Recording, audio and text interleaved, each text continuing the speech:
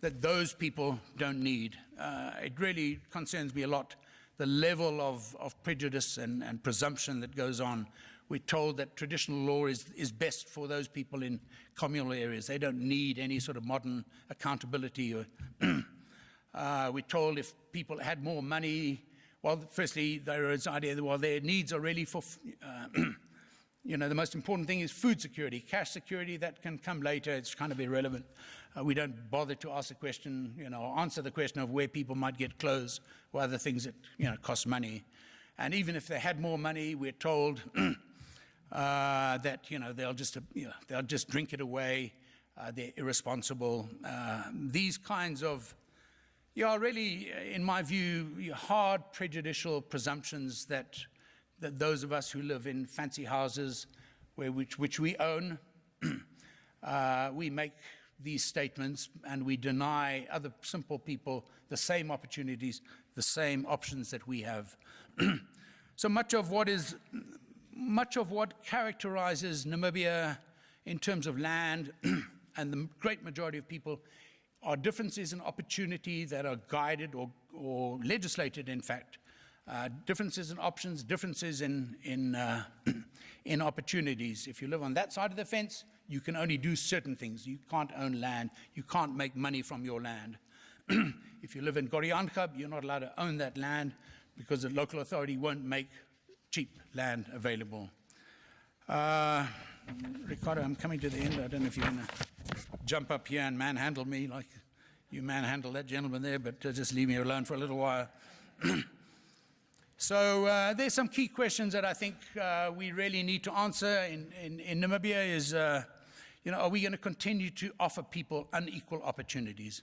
Those differences in opportunities have huge impacts on their immediate livelihood requirements, their livelihoods of them and their children, 20, 30 and more years on. That's one big question. Are we going to continue to essentially practice an apartheid system in terms of different opportunities? Another big question, and it's a hard question, do we want to offer all Namibians the opportunity to have a decent living? Or are we somehow different? Some of us wanted more decent living and others don't need such a decent living. That's a hard question we really need to go after. We need to ask the question, how many families can rural Namibia support with a decent living, given the constraints of climate and soil and so on? To have the idea, to perpetuate the idea that everybody can live in a communal area on 20 hectares or less and somehow have a decent living. I mean, this is daft. There's a real need to change our perceptions and our prejudices. There's been quite a bit of talk about the effects of corruption on inequality. It's interesting that as we speak now in Namibia, we have about 150,000 families living in shacks. Okay, to plan a plot and peg it out and give people land rights which they can own with some services would cost between $10,000 and $15,000 per plot. If we use that number, let me take the bigger number of $15,000 per plot. If we took the 3.5 billion of allegedly lost money in tax evasion just between 2013 and 2015, you know what I'm talking about. Using that 3.5 billion, we could service, or we could plan and provide at $15,000 a plot, 70,000 plots, roughly half of the problem, so-called problem that we have at the moment. So it's not that there's not enough money, it's just that we care not to necessarily spend it in the interests of poorer folk. And then finally, I've mentioned several times this, the tradition, the requirement, and the practice, if you like, of large numbers of many people, wealthy people especially, investing in large numbers of cattle that are essentially capital resources investments. That can't go on forever, and it occurs at the expense of people who really do need land. They need that communal land as a safety net for the poor. So amongst the bankers who might be in the audience here, I think there's a, there's a strong need to try to find new investment and different investment options. All of us invest in money. We put our money into one of these banks with which we are familiar. We put it into savings accounts or unit trusts or into property. But the investments that we choose are the ones that we're comfortable with. I submit that there's a need to start to diversify and think more broadly about what kinds of investment options are there for people who now put most of their money into cattle and sheep and goats. And finally, just as a broad statement, we need to find new options, that we need to accelerate options for people to move away from being squatters, from having only occupancy rights, to enjoying the kinds of rights and privileges and opportunities that we who live in the freehold world take for granted. There's 2/3 of the country's families don't enjoy those, those benefits that, as I said, we take for granted. So with that, let me thank you for your attention, and yeah. We're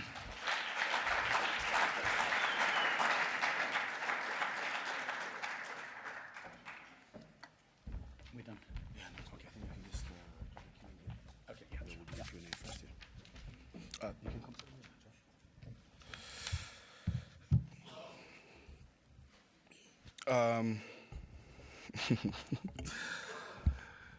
Dr. John, you can't make physical abuse jokes with a big guy like this. Some people might just believe it. Nonetheless, we are running ridiculously close to lunch, so what we're going to do is we'll have a brief alteration in terms of the program. We want to make sure that there is, I think, maximum engagement from you as well, so it wouldn't be valuable for you if we just, in the interest of keeping with the program, just pack on speakers without allowing you to engage these speakers in their presentations. I think that's where the real value for you also, as attendees of this conference, comes from.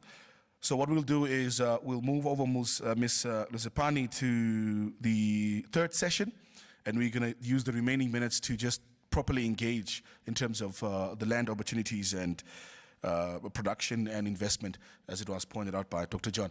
Did he go far? No, please come back to the front. Questions? Questions? Okay, so we've got one at the back, we've got number 2 here, got number 3 here. I think the mic should be in front. We'll just get help there with the mics.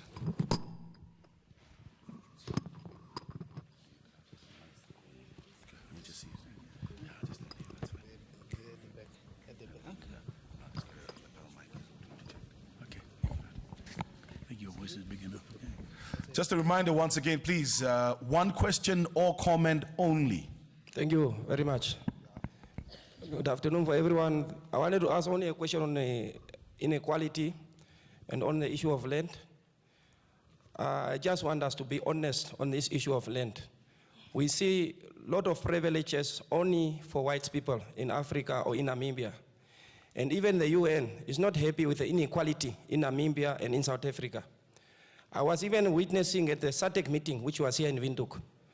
So the inequality, like you, especially the white people, have no communal land. What I want is you also to have communal land for white people, but the other land must belong to the state. Because the inequality and the things that happened in the past, the genocide that took place, the people were killed, land were taken away from the people.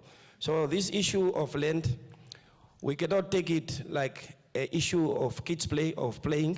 So as professor, you have spoken very well, but we need to take the issue of land very serious, because this is the root cause of inequality.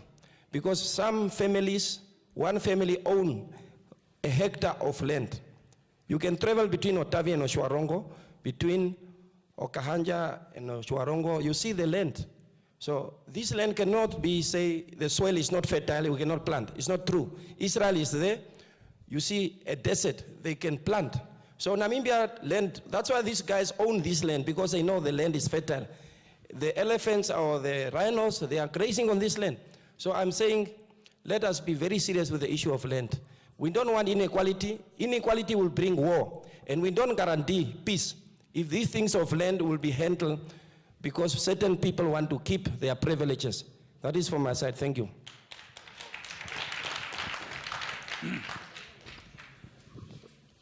Good afternoon. I'm Frolinda Erasmus from IUM. So my question is, especially for the San people, they don't own land, they don't have permanent house. So how do we educate them to have permanent house and farms for them to produce for themselves? Because if you go to the village, these are the people who are working in the farms for other people and they are paid less. In a day, they are paid $15 for their work. So how do we educate them to apply for land and to have their own?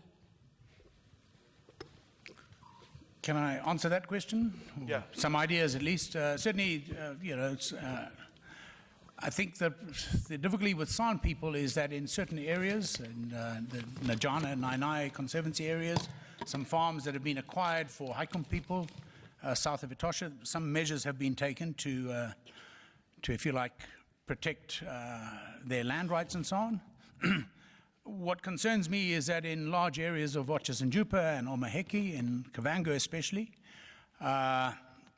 essentially San people, and to the gentleman in the back there, this is again is a serious point, hundreds of families have been completely expropriated, displaced and so on, with no compensation, no redress, and even to a much greater extent, let me say this, that essentially all of communal land in Kavango East and West, is now owned, more than half is owned by about 400 families. The other 30,000 families in Kavango don't even have customary land rights. The traditional authorities have forbidden any customary land rights in Kavango. So, just some people are more equal than others. I take your point entirely. Some measures have been taken. I think we all read in the paper from time to time what's been happening in Najana Conservancy, where the chief has been selling off land to non-San people, if I can use that terminology. So more than anybody, and it's interesting, arguably the San are the First Nation people of Namibia.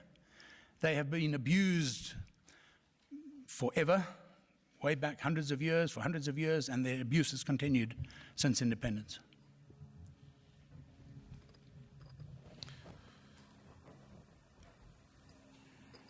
Microphone? Who is the mic? Okay, please. Thank you, Name and moderator. organization, yeah? Yes. My name is Benedict Low.